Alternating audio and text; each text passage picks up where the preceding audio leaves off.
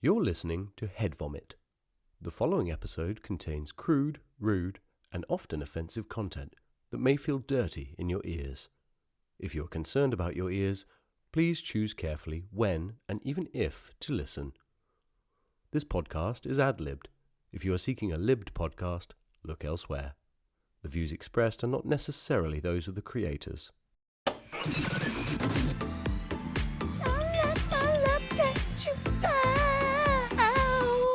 That was Kylie Minogue with Don't Let My Love Get You Down. We've got a very special guest in the studio today. It's Wayne Grouch, everybody. Now, you might not know this name, but this man has been on the run for 35 years. He's finally now doing the media circuit and telling people what it's like to be on the run for so long. So, Wayne, thanks for coming on the show. Cheers, mate. Thanks for having me, geezer. First things first, tell us, what's it like to be on the run for 35 years? I suppose I'd say, to sum it up, it's a bit shit, really. It must be a pretty tough life. Yeah, well, I mean, it's not for everyone. You know, I've been on the lam for, like you say, over 35 years now, and I was a young man when I started it, and then by the end, I'm this haggard old geezer you see before you now. Let's go back to the beginning. How did you first go on the run? I suppose it started when I nicked my first stick of gum, and I did it from a petrol station down in Hackney. And when I nicked the gum, there was a police officer going past the shop, and he saw me straight away. So he tried to nab me, and I stomped on his foot, and then that pissed him off. He chased me down the street, and they never caught me, and I've been on a run since then. Oh, so that was just it? Just from stealing a stick of gum?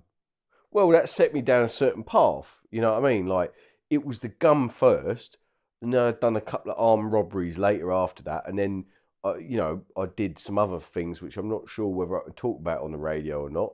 After that, I thought, well, if I've already changed my life and uprooted my life, and if I've already gone to the lengths I've gone to, surgery and all that, just for the gum, then there's no point in going back or giving myself up when I've done much worse things after that. You know what I mean?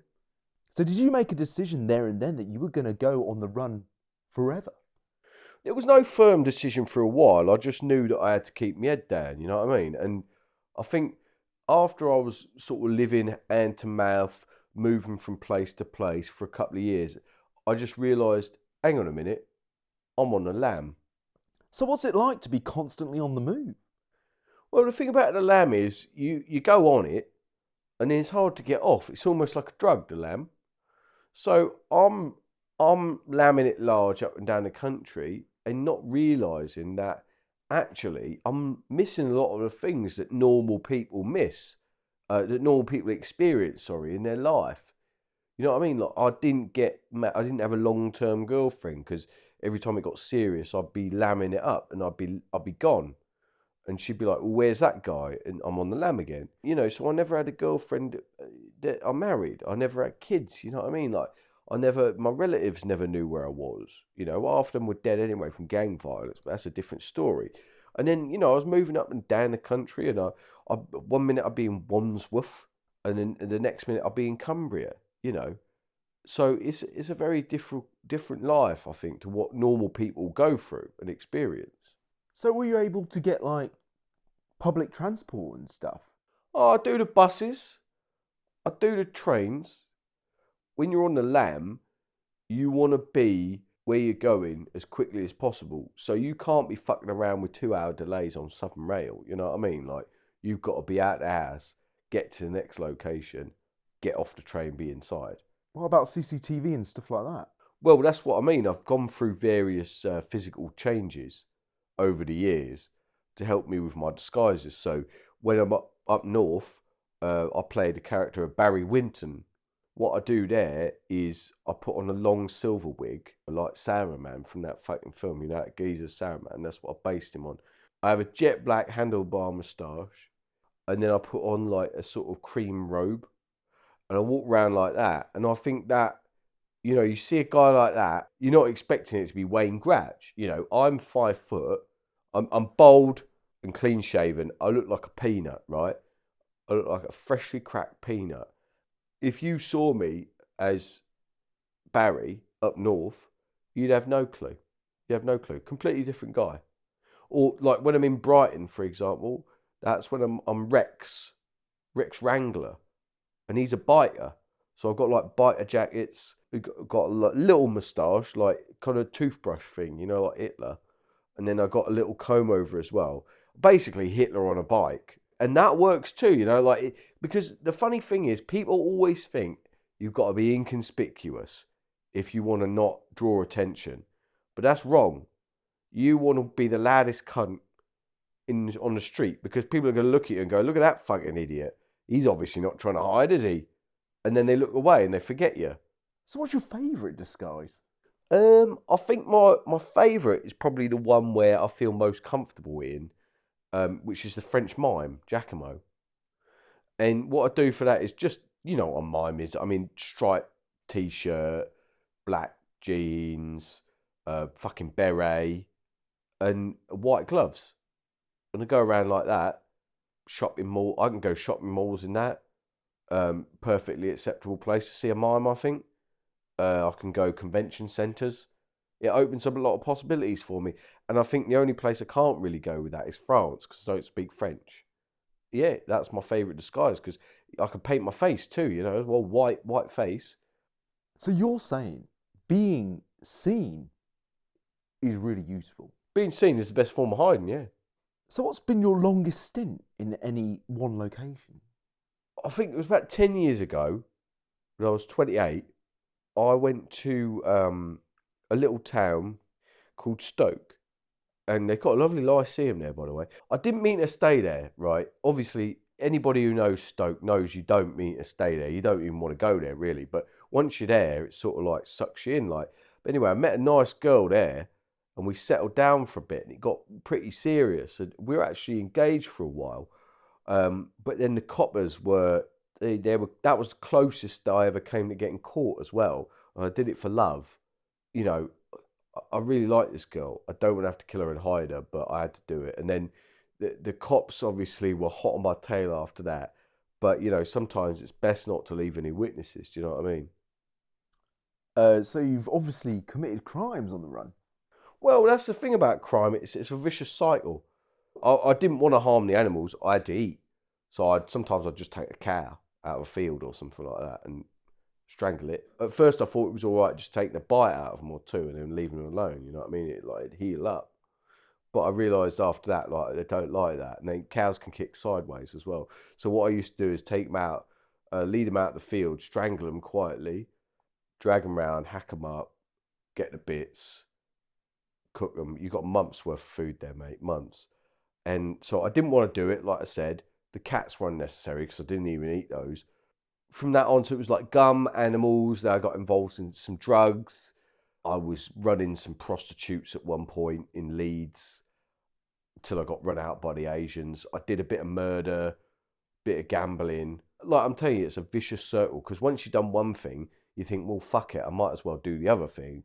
And then it gets worse, a little bit worse, a little bit worse, a little bit worse, until all of a sudden you don't recognise yourself as a guy who stole some gum. You know what I mean? You're just a rough bastard who's killed a bunch of people, and now you're on the lam. So it's quite a varied life. Yeah, I'd say. So did you stay in tents and things? Well, of course. There was a lot of like camping around the place. Like I remember after that stint in Stoke, the 6-month thing, I had to really lay low after that. So I did a trip across the Apennines, and in a tent, and I pretended I was a walker. I nicked some waterproofs off a geezer. You know what I mean, at knife point, and I just basically stayed out on the lambing it up across the mountains for about.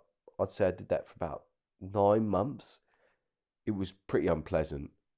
Why have you now decided to go public and tell your story? I'd like to say it's a chivalry or, one of my other many qualities, but truth is I'm dying. And I just thought, I can't get the treatment that I need on the lam. I end up going down to London and being like, fair cop, I nicked the gum, whatever. And they gave me a slap on the wrist for the gum. They never knew about any of like the worst things that I'd done. They knew about the gum. They knew about the cow, eating the cows. They never knew about the murders. They never knew about the armed robberies, and they never knew about all the sex trafficking stuff. So the only thing that happened in jail was that I tried to escape a few times because it was a reaction really because I was so used to lambing it that I just thought I can't stay here. Just tried to escape. I was out in 6 months for good behaviour. I'm sure there's other people on the run. If you could give them any advice, would it be stay on the lam, turn yourself in? What would you say? It's on a case by case basis, isn't it? Do you know what I mean? Like if they got something on you and you murdered a bunch of people, I'd say give it a go, stay out there. But if it's just gum, it's not worth it, mate. Trust me. Turn yourself in. They're not going to be bothered. You probably won't even see inside of a jail cell. You can go back to your normal life. If you are on the lam and you're struggling, there are support services out there. There's a good criminal network in Britain, and some people will help you out. You've got to be a bit wary of some people, obviously. But there's a lot of good criminals out there. The other thing you've got to remember is that the only real reason that you'd have to come in and stop being on the lam is either one, you're not made for it, which is fair enough. You're not built for something. You're not built for something. Got to be honest with yourself. And the other thing is, I suppose, just don't get a terminal illness. It's been great to have you on the show. I've learned a lot. We've learned a lot. Thanks for coming. Yeah, no problem, mate. Where are you off to now then? It's funny you should say that, actually, because even though I'm not technically on the lam anymore and I'm a free man, I do still sometimes dress up as my characters and just go around the world, really. I like to keep moving. I like to keep moving. So I'll probably just dress up as the biker Hitler guy or something and then just go to Vietnam or something and just have a good time. Thanks, Wayne. Great to speak to you. Yeah, no problem, mate. I better go soon, though. Do you know what I mean? Time's ticking. Best be off. See you later.